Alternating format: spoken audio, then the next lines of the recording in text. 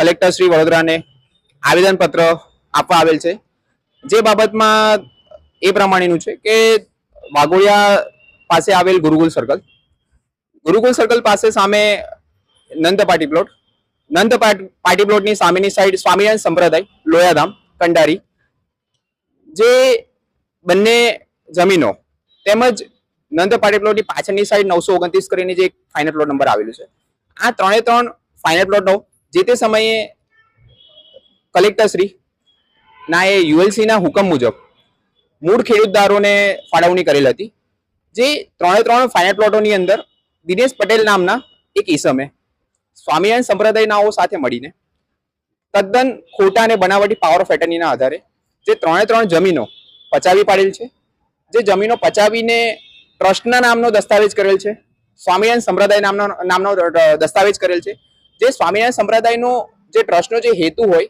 કે જે ચેરિટીનો જે હેતુ હોય, ચેરિટીના હેતુના જગ્યાએ 920 જે ફાઇનલ પ્લોટ નંબર છે, જે ફાઇનલ પ્લોટ પર નંદ પાર્ટી પ્લોટના નામે વાણિજ્ય હેતુ કે જે એક સેવાકીય હેતુ ના ગણાય, જે વાણિજ્ય હેતુ કહેવાય, એ રીતે હર્ષ તલાટી નિખિલ તલાટીના બંને નામના ઈસમોને જે ફાઇનલ પ્લોટની ફાળવણી એ ખેડૂત ખાતેદારોને જે થઈ હતી, જે જમીન તેમજ જેની સામે આવેલ 1055 નામનો જે ફાઇનલ પ્લોટ નંબર છે, જે જમીન બંને જમીનો ત્રણ જમીનો થઈને જે ખેડૂત ખાતેદારોની જે જમીનો છે પચાવી પાડેલ છે, અને જમીનો પચાવીને સ્વામિનારાયણ સંપ્રદાય શ્રી હરિકૃષ્ણ મહારાજ કેળવણી ટ્રસ્ટનાઓએ આ જમીનો પચાવીને હાલમાં મોટું મંદિર બનાવવા જઈ રહ્યા છે, જે બાબતે આજરોજ અમે લોકો કલેક્ટરશ્રીને આવેદનપત્ર આપવા માટે આવેલ છે.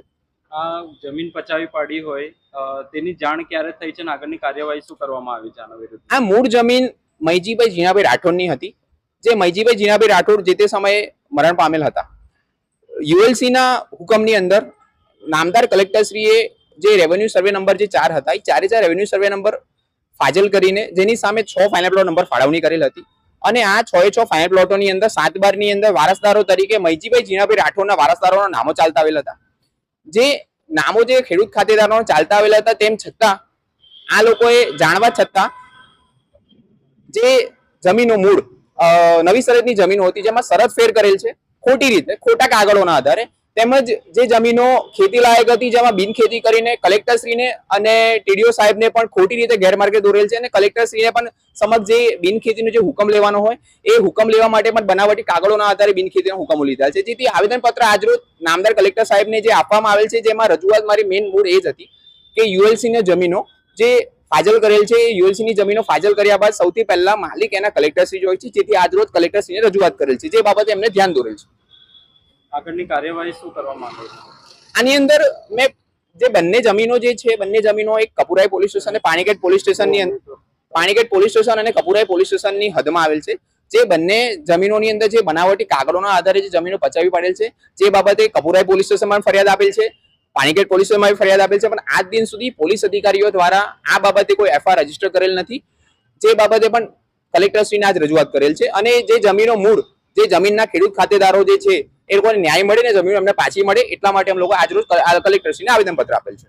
મારી વહેલી તકે મને કંઈ ન્યાય મળે એ મને કલેક્ટરની આશા છે, મને કે વહેલી તકે કંઈક તમારા બાપુજને જમીન મારી પોઈબાની આવેલી છે, તો આવેદનપત્ર હાલવા મેં આવ્યો છે. એક Panigate police station, Kapuri police station મેં અરજી આપેલી છે. ધક્કા ખાયા છે, 2 મહિના થયા છે, એમ ધક્કા એટલા ખાયા છે.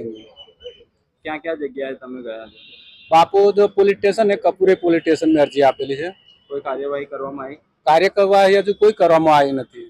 આજે મેં કલેક્ટર મેં આવેદનપત્ર આપવા આવ્યો છું. શું નામ છે તમારું? મારું નામ ભરતભાઈ મેલાભાઈ રાઠોડ.